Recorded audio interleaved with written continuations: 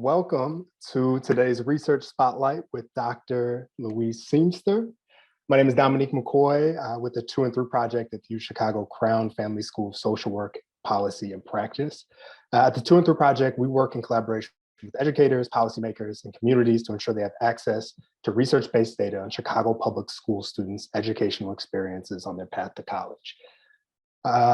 And aim to facilitate dialogue on the data's implications for our systems of support and adult practice.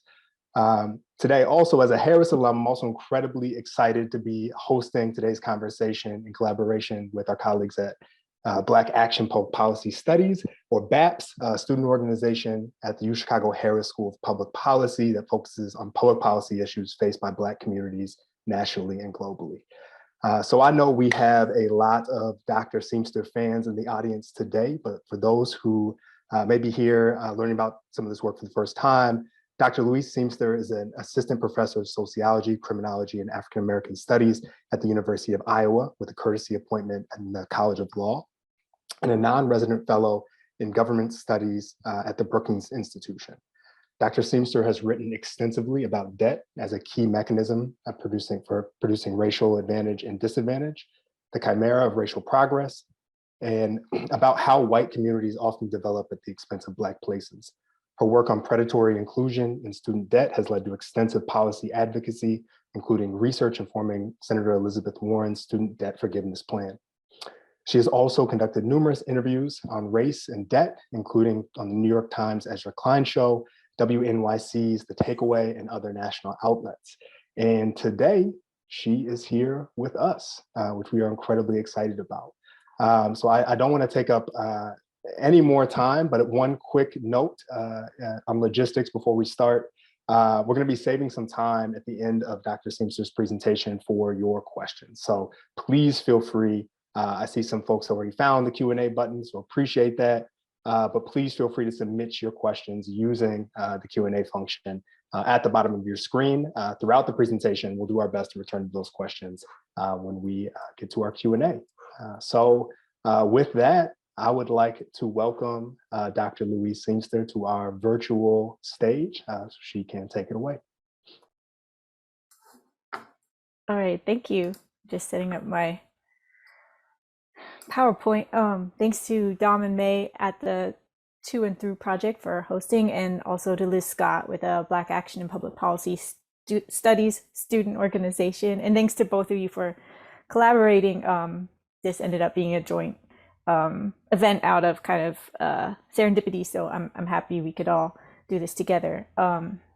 Today I wanted to talk about an overview of current research on student debt and the racial gap in student debt, including my own research, how this relates to the racial wealth gap in Black and white racial inequality more broadly, and then also evaluating cancellation briefly as a solution and explaining why I think that that's important and necessary.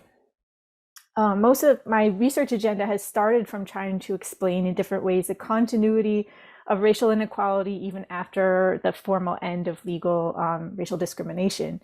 And so my angle I've been taking is trying to understand not just the historic forms of discrimination and inequality, but how different mechanisms and processes could be at work now making things worse. So that would be the difference between saying we know that wealth building ability was different in slavery or during the Jim Crow era. How is that carried through to today? But how are things like student debt working right now to make things even worse? And so I am focusing on student debt as one example of a process that's supposed to represent a solution to inequality, but it instead may be exacerbating it. And first, we need to kind of get on the same page as far as what I mean when I say the racial wealth gap, because it's a term we throw around a lot, but I don't think we necessarily, people are often still shocked at the scope of what the racial wealth gap is today. So Tom Shapiro and Melvin Oliver's book, Black Wealth, White Wealth in the 90s, was one of the first to bring attention to the racial wealth gap as a specific object to study, rather than comparing income, for instance. And what they found was that the median wealth gap in the 90s, so comparing the median white family to the median Black family, was much worse than the racial income gap, that for every dollar of wealth that a Black family held, a white family held $10 in wealth. And I see this racial wealth gap as a helpful thermometer that you can use to assess racial progress in our society, or the lack thereof. So this is kind of the material manifestation of so many different outcomes combined together into one measure, represented through wealth. And it shows kind of longer term social processes and the effects of them. And we talk about this gap like the automatic assumption would be that it's slowly closing over time. But as Dr. Martin Luther King pointed out, time itself is neutral. It's not automatically tending towards progress. We have to actually make inequality go away. And once a gap is this wide, the tendency is going to be through cumulative disadvantage and advantage processes. The tendency is going to be to further expand this gap, not necessarily to just naturally close. And also we should not just see these as parallel train tracks, but as relational. So white wealth, to a large extent, was built off of Black poverty and extracting Black resources, like whether that's through redlining and devaluation of Black homes, inability to buy homes in Black neighborhoods, leading to the increase of value in white neighborhoods. That's just one example of how white wealth and Black wealth are connected to one another. But where I jumped in as a late stage graduate student was trying to understand this period right here of the Great Recession in 2007, where there was a large dip in white wealth, but Black wealth is so much smaller that this smaller drop here in 2007 constituted the loss of half of all Black wealth in 5 years. I could not get over that statistic, and I was trying to understand how what we had been taught was this long-standing generational measure of disparities could change so quickly. And I decided that I wanted to understand what might be operating in our current financial system to try and make things worse. Obviously, the foreclosure crisis disproportionately affected Black and Brown Americans, and that is a big part of the story, but it wasn't the full story. And when I set out to look at this more closely, with Raf, Charo, and Chenier, we wanted to look specifically at what had happened with debt over this period. And what we found was that education debt was an unusually large driver of these changes, which I'll explain. So we haven't really grappled as a nation, even though we've been talking more about the racial wealth gap, with what the consequences or the implications of this disparity might be. But we have had this whole parallel conversation for decades by now about the key driver to social mobility, the way we're going to kind of get through racial inequality has been through pursuing higher education in particular. So, if you have two messages that are part of the American dream, number one is buy a home, which was really complicated by the foreclosure crisis and the Great Recession. And then the other instruction is to go to college. But there's this, implicit and often explicit assumption that this means we need to especially encourage Black students to go to college, and that the wealth gap that we just saw is the result of inequality in access to higher education, and that debt financed education is the solution that by providing access will gradually shrink the racial wealth gap. But what if that is not working? That's pretty concerning if it's not, given how much resources and energy and assumptions we've invested in this general statement. So it's still true that if you attend college, you are more likely to earn more over a lifetime than if you don't go to college at all. But that is not enough to close the racial gaps in wealth. And it also masks some severe differences in outcomes. And scholars like Derek Hamilton and Sandy Darity have showed that the wealth gap is not just an artifact of differences in education. And in fact, if you compare across race by education levels, they showed that Black households whose head has a college degree has still only 2/3 the wealth of a white household whose head just graduated high school. So they have said that homeownership and education, which we see as kind of generating wealth, are instead better indicators of having wealth, that the causal direction goes the opposite way, which is why their study is called Umbrellas Don't Make It Rain. And that we can see that Black families have a much lower return to education than white families do. And Black families are having to get extra degrees just to build up their credentials to compensate for labor market discrimination. So this is true for women as well. I know it's true for women that you generally have to get an extra degree, like a master's degree, to get the equivalent of what a man would receive in salary for a bachelor degree. So if education is not equalizing wealth, what role is student debt playing in wealth building for Black families? And here I'm going to just give you a picture of what student debt is doing in general. It represents about $1.7 trillion of debt, of federal student debt overall. And it's going up much faster than other forms of consumer credit. That's what you can see on the right-hand side. It has risen 160% just since the start of the Great Recession in 2007. And we have this investment in student debt as kind of increasingly the one big policy that we have for economic stability, at least for what individuals can do. And at the same time that we see this shift to a growing amount of student debt reliance, we have seen reduction in other social supports, whether that is a stagnant minimum wage since that same year, 2007, that we have more and more kind of riding on the need to go to college. In my paper with Rafshar and Chenye, the first one we wrote about student debt, looked at survey of consumer finance data for Black and white households.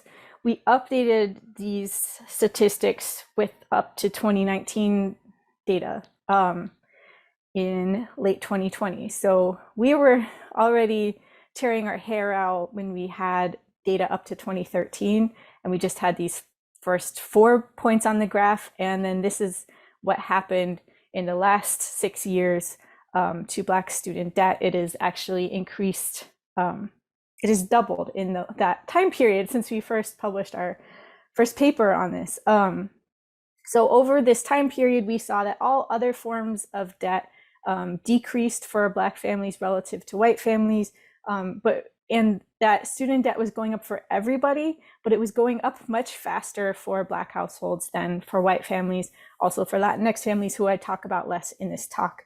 And you know, we've been arguing that there's a shift where the Great Recession pushed Black families and Black students into education as they experienced higher unemployment, where this education was an individual adaptation to having to try and increase your credentials so that you're still viable on an increasingly competitive job market. So again, having to compensate for discrimination elsewhere. And I'll add that in addition to student debt disproportionately burdening Black families, it also disproportionately burdens women. They hold 2/3 of all student debt. And if we break down debt by race and gender at the same time, we see that Black women, who are the third bar here, have the highest student debt of any group.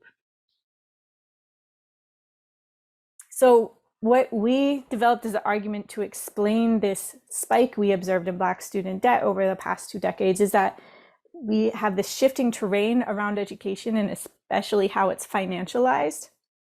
It's created an environment of what we call predatory inclusion. And we define this as inclusion of marginalized people into market segments they'd formerly been excluded from. So here, access to higher education, but on terms that undermine the benefit of inclusion. So just like predatory mortgages took advantage of Black and Latinx homeowners wanting a piece of the American dream, so we argue that the evidence on education debt makes it look like the same thing is now happening in that sector. The difference between home mortgages and education debt is that education debt cannot be forgiven in most cases, even if you declare bankruptcy. And I want to explain some of the larger context, explaining how we got here to predatory inclusion. So first, it's important to note when we had the beginning of this shift to how we fund higher education, public higher education especially. So the seeds of our modern student loan system were planted in the 1960s, where a lot of the debate revolved around ideology that students needed to be kind of taught to be responsible citizens by contributing something to their own education as well. This quote from one of the debates on the floor says, "Let us develop in our youth a feeling of responsibility. In life, there are no handouts except on welfare." So they're creating this system largely from scratch in the 60s, and they're saying we need to build it in so that it's not just a grants-based program, so that it's not funding public institutions directly at the same level that we used to. Instead, we need to have it make people feel responsible for their education. And this is the same time that the civil rights movement, the anti-war movement, and the women's movement were taking off, many of them kind of epicentered around college campuses. And so there were also parallel feelings of kind of keeping these students a little more under control, a little more tethered to regular work life than they were without the student debt. And at the same time, this system was created explicitly as an opportunity for banks to make profit. Once you have loans, you're getting people who are earning money off of that, off those loans.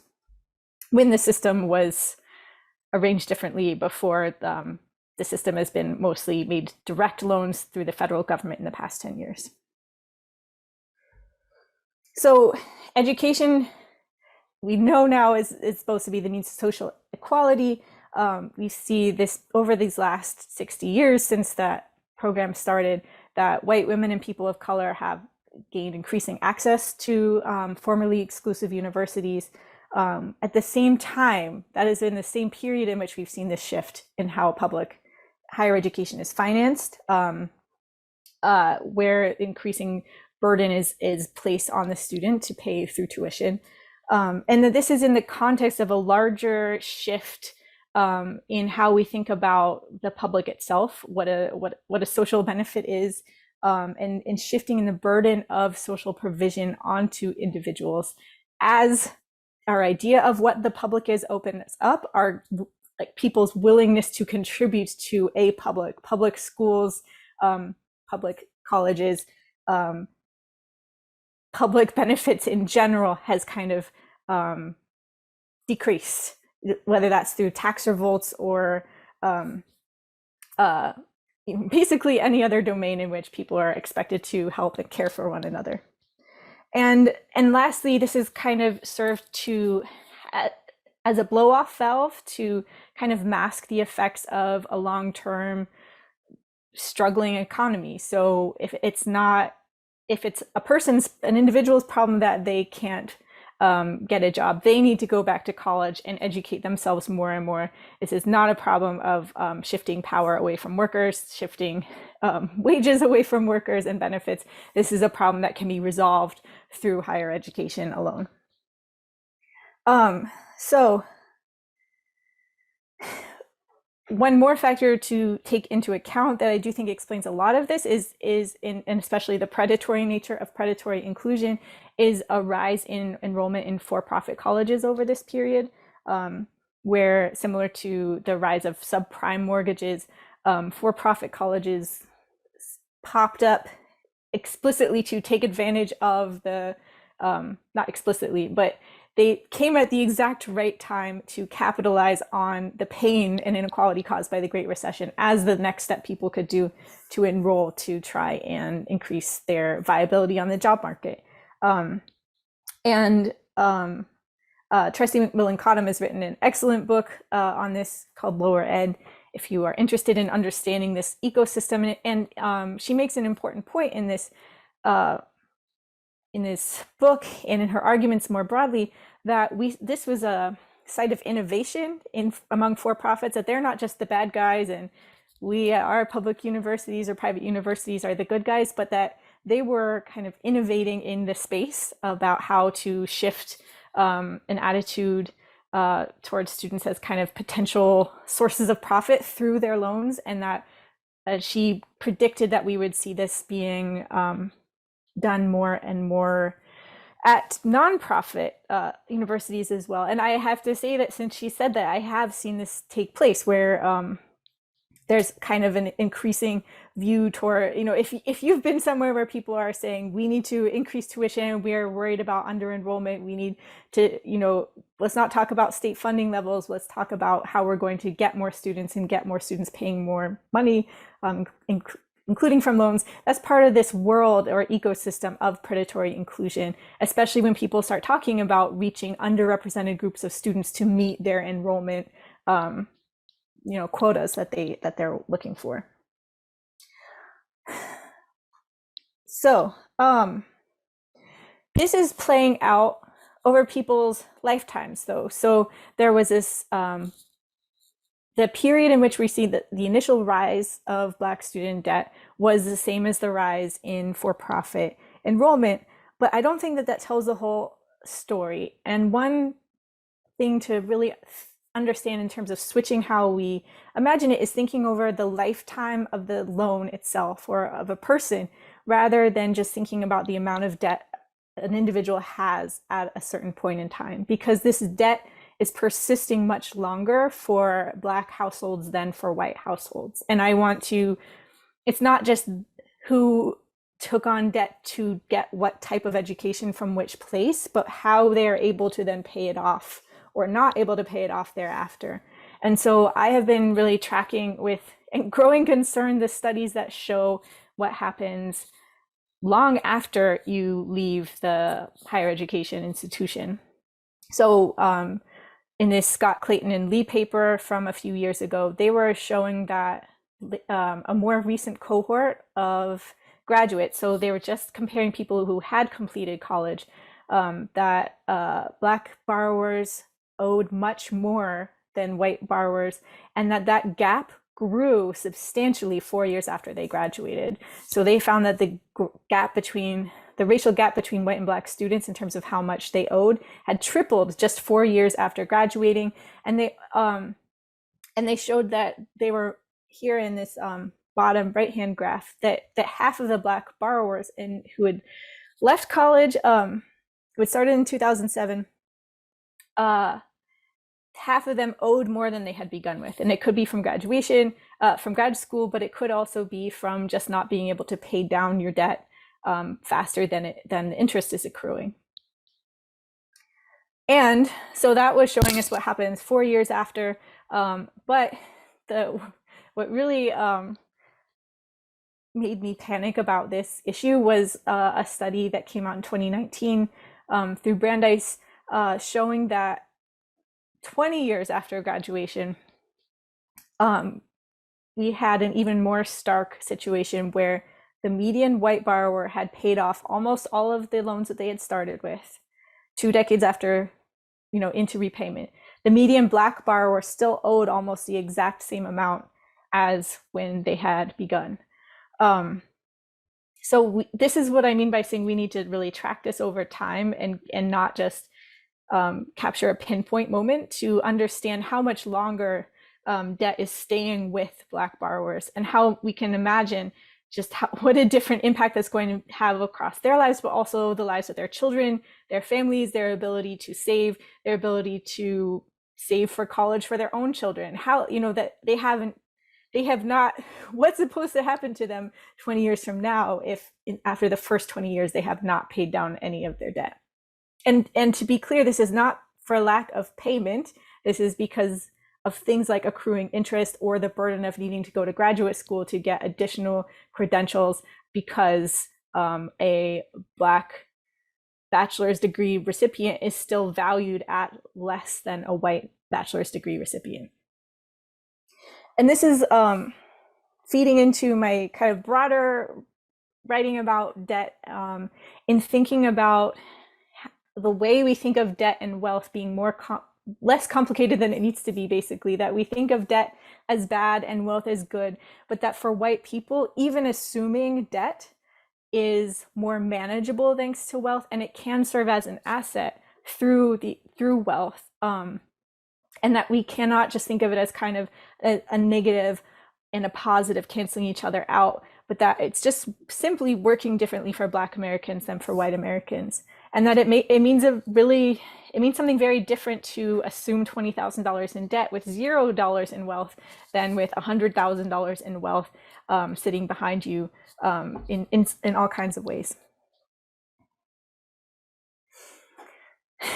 And because of that, going back to my original question about whether student debt makes wealth inequality better or worse, is one more disturbing statistic that we found in work that we did that we published that came out last year, evaluating the impact of cancellation, so we've established that the so-called normal racial wealth gap for all Black and white families is 10 to 1. That's $10 of white wealth for every dollar of a Black family's wealth.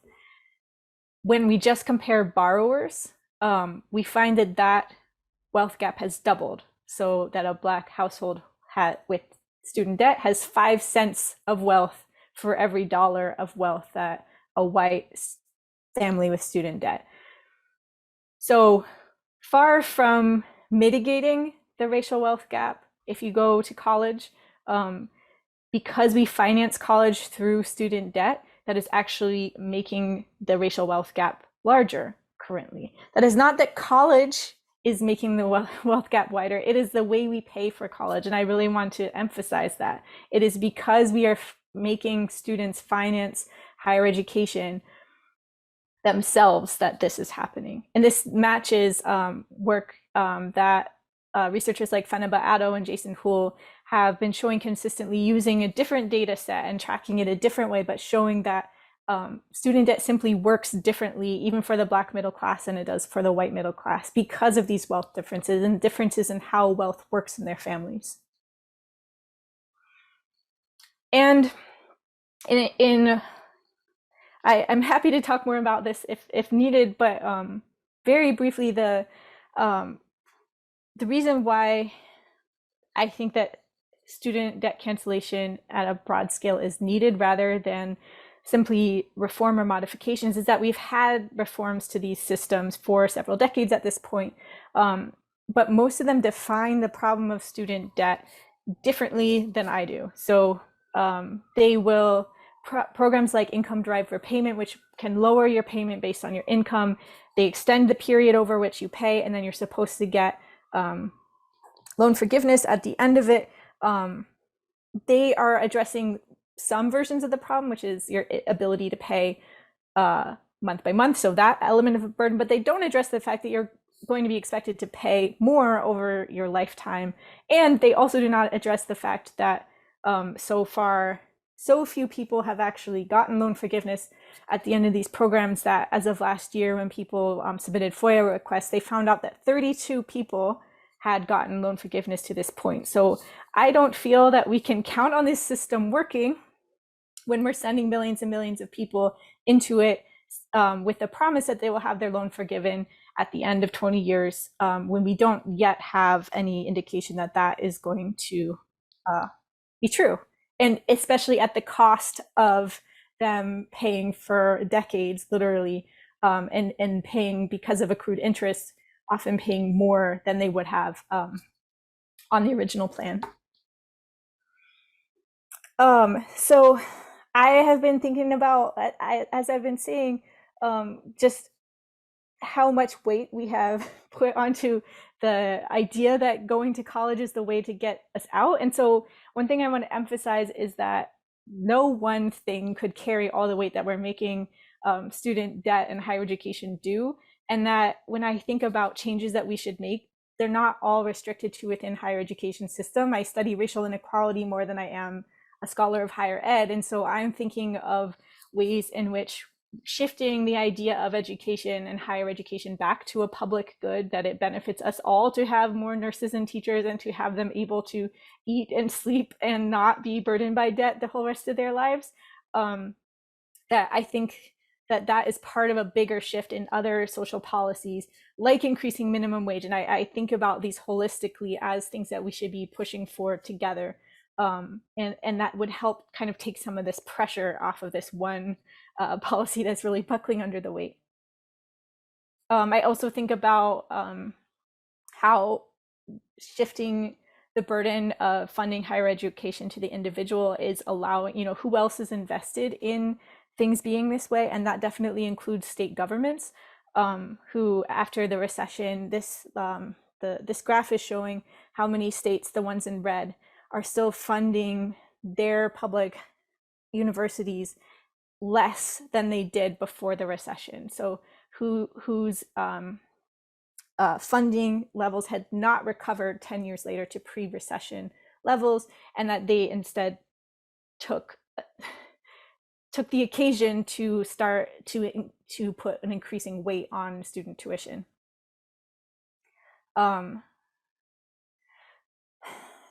So this is where my work on research that informed Senator Warren's policy proposal comes in, and why I think that canceling at least $50,000 in student debt is necessary to try and address racial inequality. I do not think it is enough on its own to close the racial wealth gap. That hopefully should be obvious by now, but I just don't see I don't see us being able to close the racial wealth gap without doing this or some version of this along the way.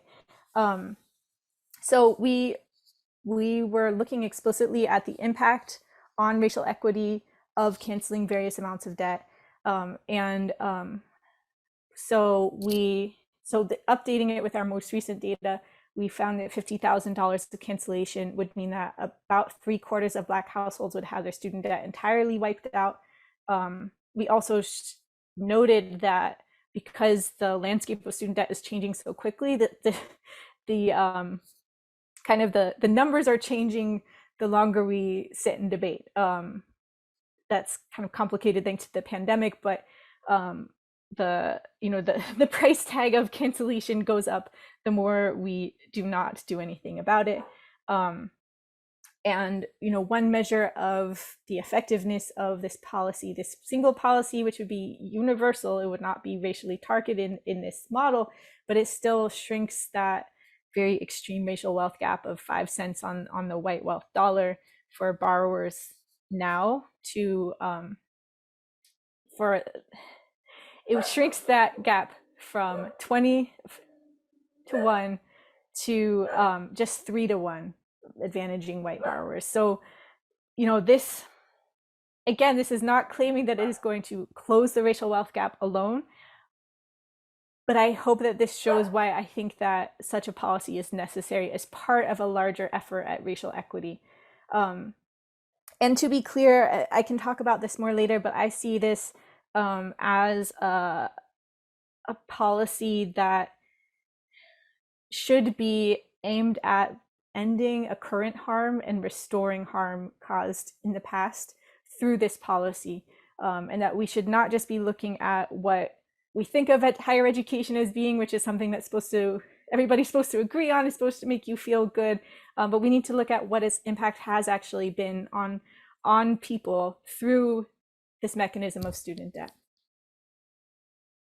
And I could talk about this later if you're interested, but these were the measures we were developing to kind of use the concern for racial equity as our marker for assessing different levels of cancellation, where we were trying to operationalize basically how we would have these different priorities, and so we could compare different plans. So we were looking at how many people would get full cancellation, how many people would shift to positive wealth after cancellation.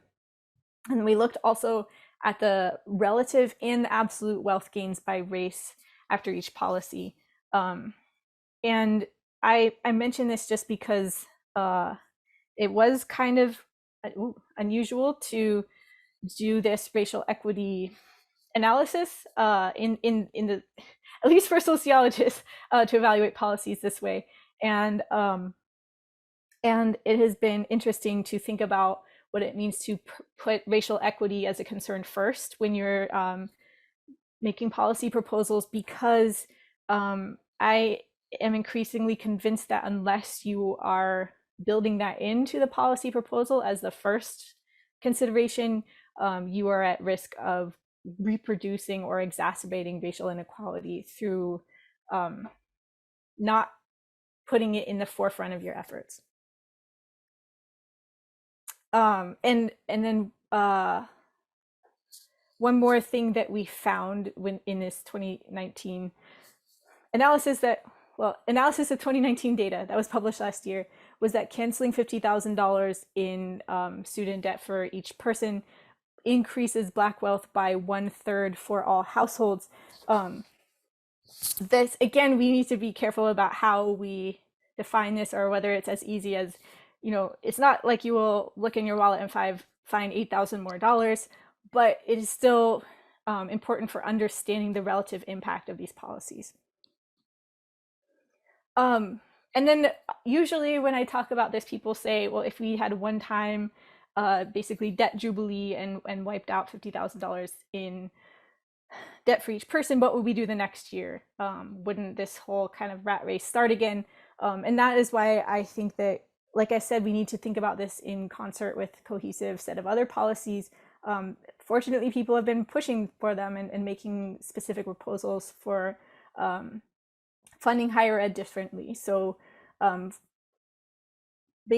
finding ways to make public college publicly funded again, shifting the burden back off the individual, and recognizing that we all benefit from having people have access to higher education on terms that don't haunt them the rest of their lives.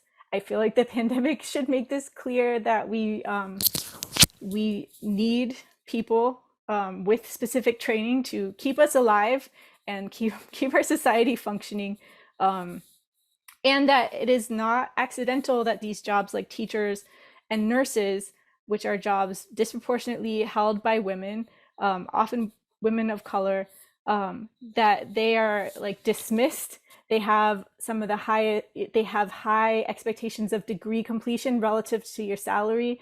It is often expected that you get more education in order to get promoted. That we need to think about what we need as a society, and that includes having universities and having people able to like move on and complete their lives, and then participate in society, which essentially student debt is kind of holding people back from being able to do. So I think, and to that end, I think that there's kind of the opportunity side of that and shifting to publicly funded higher ed. But I also think that we need to stop causing a worse harm, which is currently putting students and Black students in particular as a source of revenue and profit in this system that is supposedly only doing good. So I'm happy to discuss this further, especially with Dom, your questions and questions from the audience. Awesome. Thank you. I'm incredibly excited to get to some of these questions. So I think I want to start here. So Dr. Seamster, I think one thing I just love about your work is that I think it helps us kind of disentangle some of the myths that we've had about college access, what we think it can do for particularly efforts of equity. And, like you said, there's been a ton of energy that's been poured in. I think even particularly here in Chicago, we have a rich history of increasing access. We're seeing more and more students, go through this process. So I think just to start, I think it's really clear that, our system and financing is a large part of the problem, but just curious to hear your thoughts on, why do you think college still matters, right? What do you see as the value proposition that exists for, the thousands of students that we have, even just in the city, that still want, a degree? Right. I do run into this a lot, like as a college professor. Right. What am I doing? And that's why I really try and differentiate. It's our system of funding it. It's not the structures. I mean, like the structures aren't perfect either. Yeah. But like water infrastructure is also important. The system we have of financing it is not good. It doesn't mean that like, oh, we should just stop having water pipes, right, provide plumbing to our homes. Like, I think I think universities do play an important part in like the fabric of our society in many different ways, and especially public universities. Having taught it too, I see how important they are for so many different parts of states, including Iowa. Although there's not often a public recognition of that fact, it's more like these places are costing us money. Yeah. But I think that there's a disconnect with what they actually do and what people kind of talk about them as doing. But I think also just, you know, if we count on that if we get hurt or sick that we can go to a hospital and be taken care of by people, we are taking for granted the function of higher education in a way that doesn't reflect it in a lot of our debates about this, where people are just being told you must have gotten a degree in the wrong thing, or you wasted this money on stupid choices. You should have been an engineer. You should have gone to business school. You should have whatever the trend of the past 5 years was. But I don't see much justification of why nurses should have to go tens of thousands of dollars into debt in order to complete a degree that is obviously essential for us all to keep functioning. And I'm going to just keep talking about nurses and teachers until we start talking about nurses and teachers more collectively, as far as like what the value is. And then to that end, I'm not going to then say, oh, well, those are the valuable degrees and a history degree is not, because like obviously history is important too, or else they wouldn't be trying to get us to stop talking about it so much. So I do think that these things come together. They perform various roles in our society, and they're under attack for specific reasons that tie into a larger funding structure. That this erosion of our collective trust and support of one another was absolutely intentional. And so I see like reinvesting in public universities and public funding of higher education as fighting that tendency. Absolutely. I know you get asked this question all the time, but we're gonna bring it on. So right. Let's talk about mechanisms that you see that exist to put us on a path towards student debt cancellation, or what opportunities you see currently to try to bring some of these policies to life. Will you be more specific? I guess a little, could you just tell us a little bit more about your kind of what student debt forgiveness looks like for you, right? Or some of the policy proposals that you've helped before. All right. So firstly, the great majority of student debt held at this point is federal student debt. So most policy proposals that the government is making is cancellation of federal student debt. So anybody who refinanced in the private market or who took out loans over a decade ago, they may or may not be affected. Or people sometimes have splits of public and private loans. Plenty of people were taken advantage of and got private loans when they were eligible for federal ones. But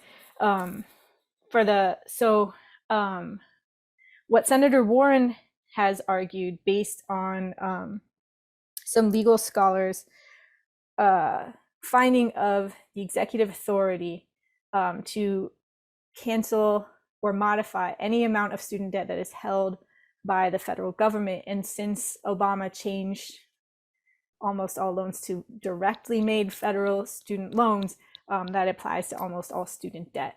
That authority has been exercised by every president since. Trump did it when a predatory for-profit school gets shut down and its students have their debt wiped out. That is under the same authority that Warren argues should be true for all debt. And so this would literally just mean going into the system and erasing up to $50,000 from the current amount owed. It has the benefit of simplicity as well, because the government contracts out the management of these loans to loan servicers. It actually doesn't have a lot of the data itself on the loans. And so I think that, having been kind of steeped in the world of social welfare programs, that when we start talking about like groups that are eligible or terms or timelines, that we expand out the administrative burden of this policy. And that one thing I've really liked about it as a proposal is a simplicity and clarity, that it would just apply to everybody, that we don't start getting down into the weeds of like who needs it and the most, and because I do think that this is an urgent problem, and that it's better to eliminate this for everybody, because when we do make programs more restrictive, we've seen across all kinds of domains that disproportionately hurts marginalized people.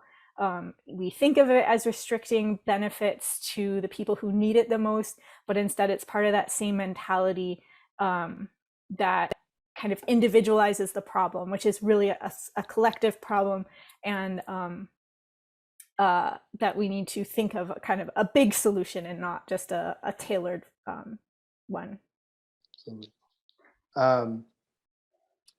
I think on that note, I'm trying to combine a couple questions here, but have you heard, I think, obviously there's been some work at a kind of higher national policy level, but have you heard or do you know of any kind of promising practices or policies either at a state or even institutional level that is starting to try to chip away at some of these financing problems? I know that several colleges have worked on promises to make certain programs free to attend. I mean, people are trying stuff all the time, and I think rather than decide, my easiest way of assessing them, because they're coming from all kinds of arenas, is looking at making prediction of who benefits, the degree to which people say this will work as long as we're not regulated, like income share agreements often are making that promise, and really the degree to which they kind of, I really think that the key, the more that we can get away from seeing students as revenue generators and really get the funding off of students themselves and into institutions, that is necessary, and that some of these smaller level fixes are good in that they acknowledge the problem, but they're not going to solve the problem on their own. Like, it's kind of, in my mind, similar to how Brown University started a reparations movement within Brown for like survivors of people who were enslaved by Brown's founders, and that is positive, but Sandy Darity and Kirsten Mullen have said that is not the same as federal level reparations as the entity that was like responsible. And so I kind of see it as similar in that organizations can do a piece in terms of trying to be less predatory or be more fair, but I don't think that they're incentivized currently to do things that are truly equitable.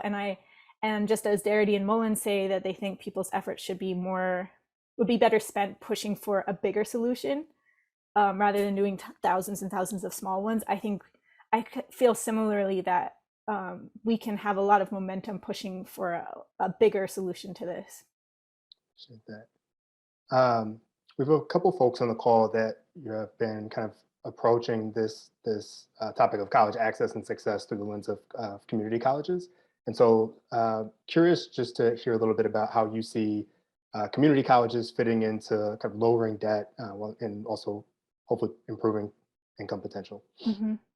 And this is especially relevant now that we just heard that the Free Community College was out of the Build Back Better bill in the last week. I think that one of the things that really surprised me when we first did our analyses in 2019 was the amount of student debt held by people at community colleges or people with an associate's degree. And it surprised me, but it also, like, from interpersonally, people who I know who've done everything right, who I helped apply for financial aid at community college and still left with $15,000 in debt. And I'm like, how did that happen? I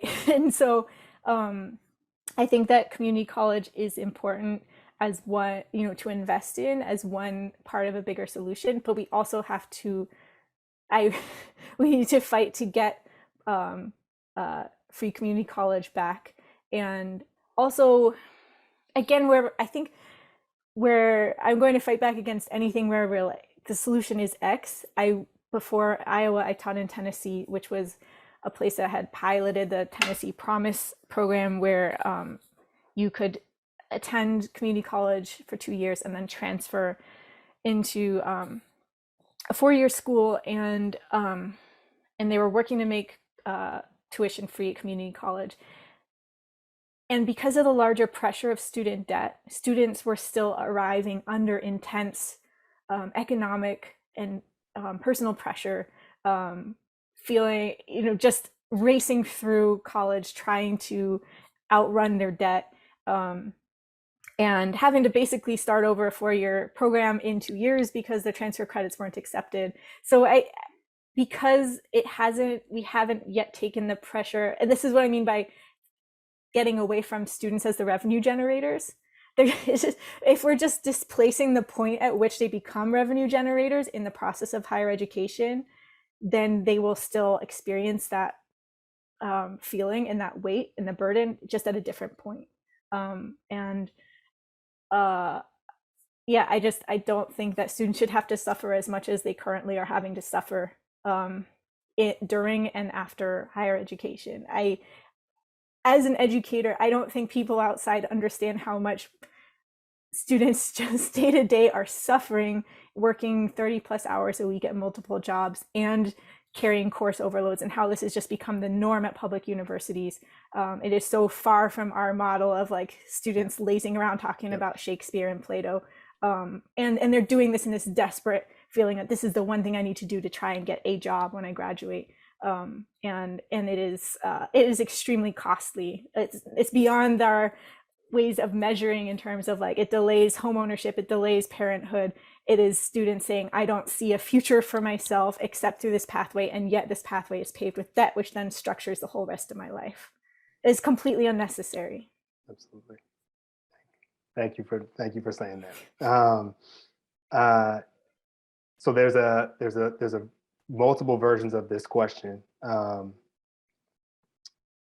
Folks are incredibly moved, inspired by your research, and a lot of folks are trying to figure out what can we do.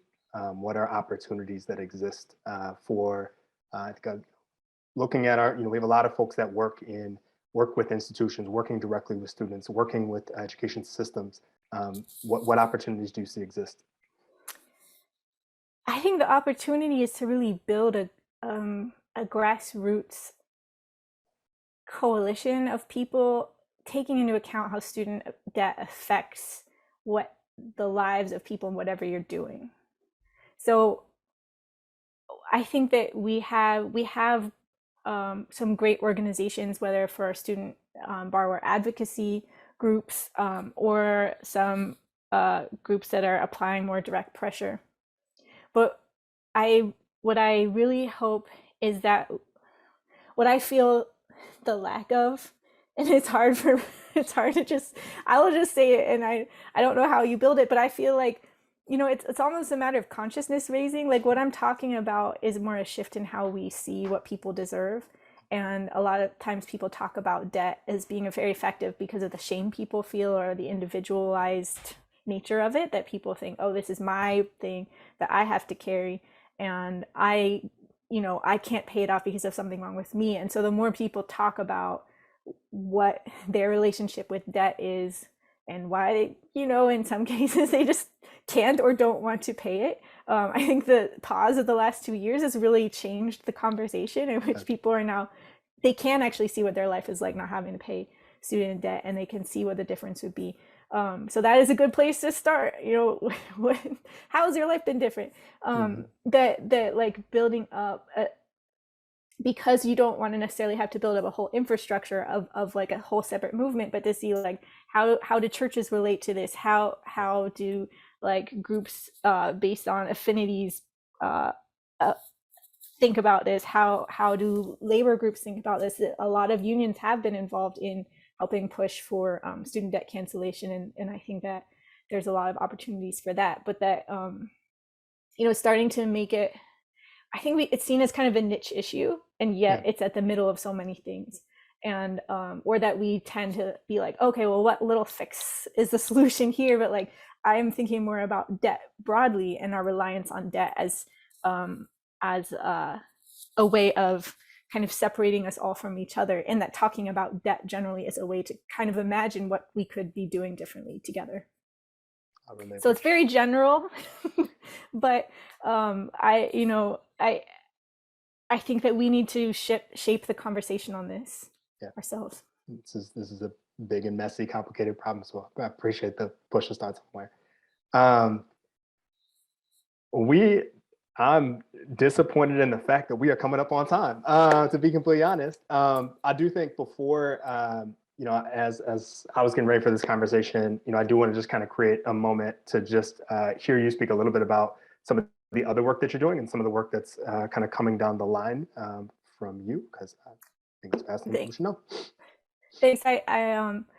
I'm doing an odd pivot to work. I'm finishing a book about the Flint water crisis and how similar dynamics around debt and inequality and financing at the heart of this catastrophe as well, and thinking about how we fund water infrastructure in particular in ways that are leading actors to kind of take advantage of, in this case, majority Black cities instead of Black students, but that there's similar dynamics and even overlapping actors in like how these plans work out. And so yeah, stay tuned for that in 2 years to come out. But yeah, I get a lot out of thinking about debt broadly speaking and across different areas. So it's kind of helped both sides of my research. Thank you.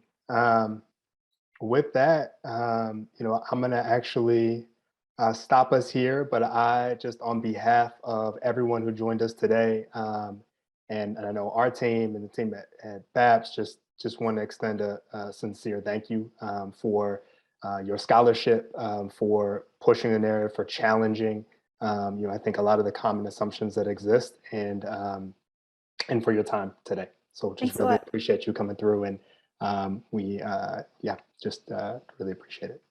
Thanks for having me.